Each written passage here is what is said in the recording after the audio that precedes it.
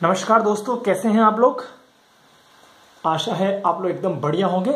आज हम free electron theory समझेंगे। तो क्या क्या हम देखेंगे, उसके अजम्पशंस क्या है, सक्सेस और ड्रॉबैक्स क्या क्या है।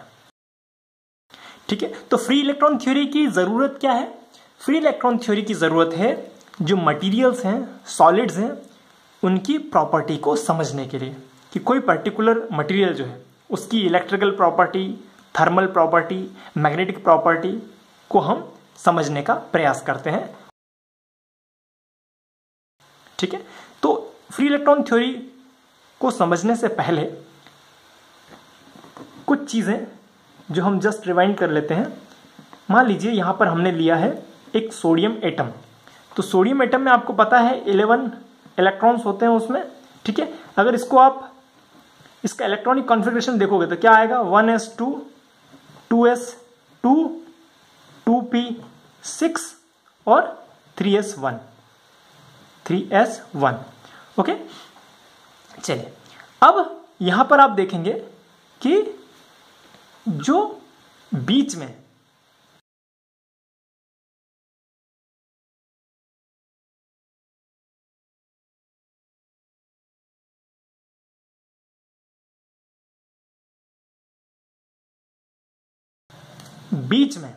यहां पर ये न्यूक्लियस है।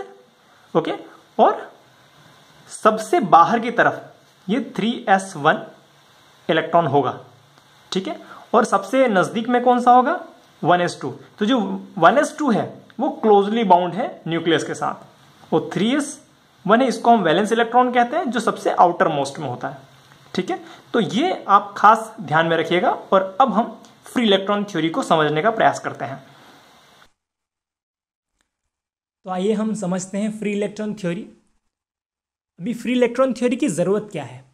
तो फ्री इलेक्ट्रॉन थ्योरी इसलिए दी गई ताकि हम जो सॉलिड्स हैं उनकी अलग अलग प्रॉपर्टीज़ जो हैं, जैसे electrical property, thermal property, magnetic properties को स्टडी कर सकें। फ्री इलेक्ट्रॉन थ्योरी के पहले ये पता ही नहीं था कि जैसे फॉर एग्जांपल मेटल में कंडक्शन होता है तो वो क्यों होता है, कोई मेटल कंडक्ट क्यों करता है। फॉर एग्जांपल इलेक्ट्रिक कंडक्शन की बात करें तो कोई मेटल ओम्स के लॉ को ओबे क्यों करता है, ये पता ही नहीं था। तब फ्री इलेक्ट्रॉन थ्योरी दी गई। तो जो फ्री इलेक्ट्रॉन थ्योरी होती है उसका क्या मतलब है। तो फ्री इलेक्ट्रॉन थ्योरी मतलब क्या है, इसमें सिंपल ये बताया गया है कि जो मेटल में वैलेंस इलेक्ट्रॉन होते हैं, आउटर मोस्ट में जो इलेक्ट्रॉन होते हैं वो फ्री होते हैं और वो पूरे मेटल में कहीं भी फ्रीली मूव कर सकते हैं और वो रैंडमली मूव करते हैं। ठीक है, तो ये फ्री इलेक्ट्रॉन थ्योरी मैंने आपको बताई। अब फ्री इलेक्ट्रॉन थ्योरी दो पार्ट में है, एक तो क्लासिकल फ्री इलेक्ट्रॉन थ्योरी और दूसरी क्वांटम फ्री इलेक्ट्रॉन थ्योरी। जो क्लासिकल फ्री इलेक्ट्रॉन थ्योरी है सबसे पहले वो ड्रू लॉरेंस ने दी थी। और अकॉर्डिंग टू दिस थ्योरी जो फ्री इलेक्ट्रॉन्स होते हैं वो क्लासिकल मैकेनिक्स के लॉ को ओबे करते हैं। ठीक है, और जो क्वांटम फ्री इलेक्ट्रॉन थ्योरी होती है वो बाद में समरफील्ड ने दी थी, क्योंकि क्लासिकल फ्री इलेक्ट्रॉन थ्योरी कुछ चीज़ों को एक्सप्लेन नहीं कर पाई, इसलिए बाद में समरफील्ड ने क्वांटम फ्री इलेक्ट्रॉन थ्योरी दी। तो दोनों में अंतर क्या है, क्लासिकल फ्री इलेक्ट्रॉन थ्योरी में जो इलेक्ट्रॉन्स हैं, फ्री इलेक्ट्रॉन्स हैं, वो क्लासिकल मैकेनिक्स के लॉ को फॉलो करते हैं। और क्वांटम फ्री इलेक्ट्रॉन थ्योरी में जो इलेक्ट्रॉन्स है वो क्वांटम लॉस को ओबे करते हैं। ठीक है, और एक अजम्पशन जो क्वांटम फ्री इलेक्ट्रॉन थ्योरी में लिया गया वो ये कि जो इलेक्ट्रॉन्स हैं वो जो मेटल में मूव करते हैं तो वो कांस्टेंट पोटेंशियल में होते हैं। कांस्टेंट पोटेंशियल मतलब क्या, आपने पोटेंशियल एनर्जी पढ़ी होगी। तो जो इलेक्ट्रॉन है पूरे मेटल में कहीं भी जाएगा तो उसका पोटेंशियल मान लीजिए कि V है तो पूरे मेटल में V ही रहेगा। ठीक है, तो इसको बोलते हैं कांस्टेंट पोटेंशियल। अच्छा, एक और डिफरेंस मैं आपको बताऊं, जो क्लासिकल फ्री इलेक्ट्रॉन थ्योरी है वो मैक्सवेल बोल्ट्जमैन डिस्ट्रीब्यूशन लॉ को फॉलो करती है, और जो क्वांटम फ्री इलेक्ट्रॉन थ्योरी है वो फर्मी डिराक डिस्ट्रीब्यूशन लॉ को फॉलो करती है। ठीक, तो हमने यहाँ पर समझा क्लासिकल फ्री इलेक्ट्रॉन थ्योरी और क्वांटम फ्री इलेक्ट्रॉन थ्योरी। चलिए अब हम आगे बढ़ते हैं। अब आपको जो क्वेश्चन आता है वह यह आता है कि what are the assumptions of classical free electron theory, या फिर what are the salient feature of classical free electron theory, या फिर what are the postulates of free electron theory. तो आपको इन सभी क्वेश्चंस में यही आंसर लिखना है जो अभी हम डिस्कस करेंगे। तो क्या क्या एजम्पशंस थे, आइए हम उसको देखते हैं। क्योंकि यह थ्योरी ड्रूड लॉरेंस ने प्रपोज की थी, इसलिए इसे ड्रूड लॉरेंस थ्योरी भी कहा जाता है। ठीक है, तो आइए अब इसका एक एक करके हम देखते जाते हैं। ठीक है, तो पहला पॉइंट है the valence electron of atom.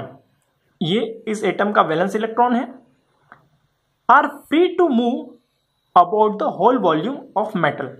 ठीक है, हम यहां पर मेटल ले लेते हैं, ये हमारा मेटल है, और इसके पूरे वॉल्यूम में ये जो वैलेंस इलेक्ट्रॉन है ये मूव कर सकता है।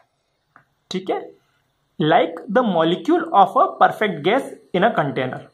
तो इसको किसके सिमिलर बताया इस थ्योरी में कि यहां पर मान लीजिए ये आपका है मेटल, ठीक है, और ये आपका है गैस।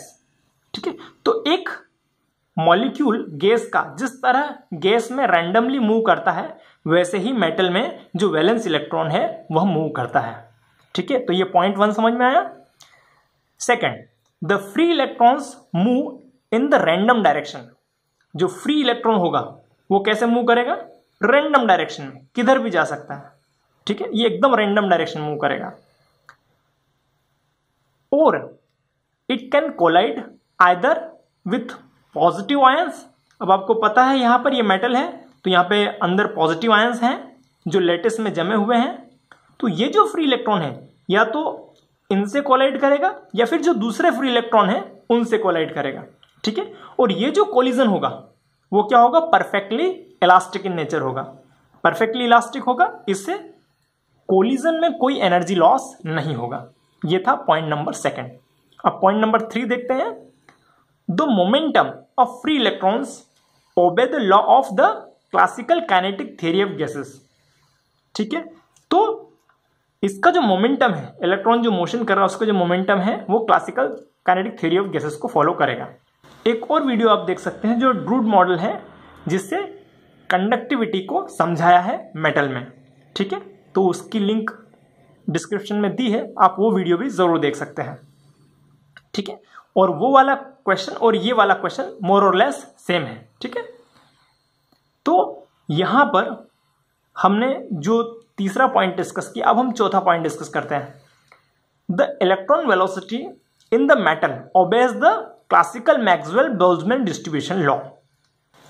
तो इसका जो वेलोसिटी है, यहां पर इलेक्ट्रॉन का जो वेलोसिटी है वो कौन से लॉ को ओबे करेगा, classical Maxwell Boltzmann distribution velocity. तो हमने अभी तक 4 पॉइंट डिस्कस किया। अब 5th पॉइंट, अगर आप